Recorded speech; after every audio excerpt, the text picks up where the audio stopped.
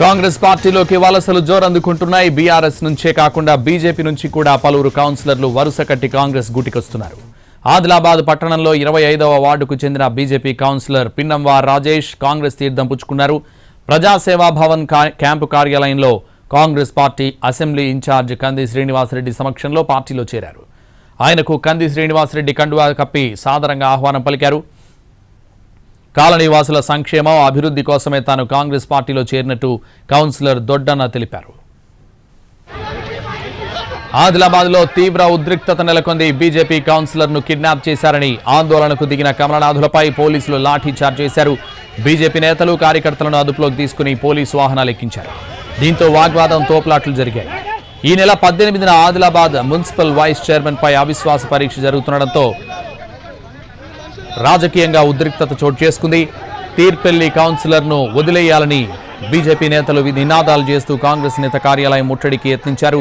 అప్పటికే భారీగా మోహరించిన పోలీసులు బీజేపీ శ్రేణులను అడ్డుకున్నారు. దీంతో ఆదిలాబాద్లో టెన్షన్ వాతావరణం కంటిన్యూ అవుతోంది.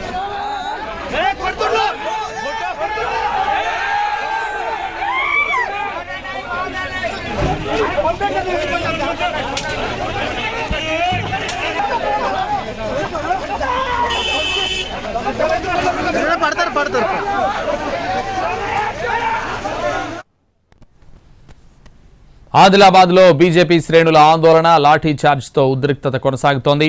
స్పాట్ నుంచి మరిన్ని వివరాలు మా ప్రతినిధి సారంగపాణి అందిస్తారు.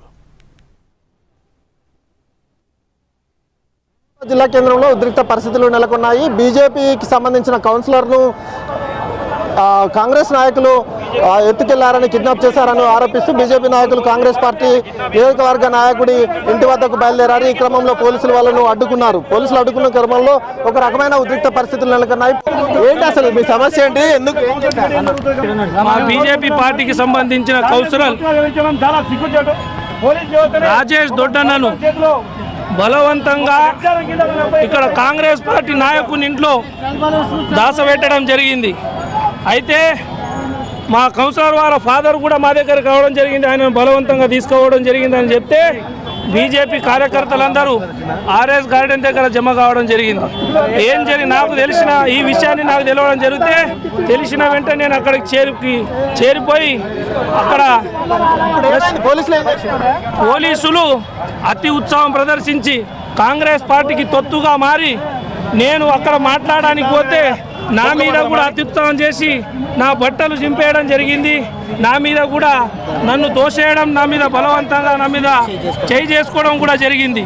కాబట్టి ఇట్టి విషయాన్ని మేము స్టేట్ పార్టీకి, జాతీయ పార్టీ వాళ్ళకి తీసుకెళ్ళడం జరుగుతుంది. ఖచ్చితంగా వారిపైన చర్యలు తీసుకోవడం జరుగుతాయి.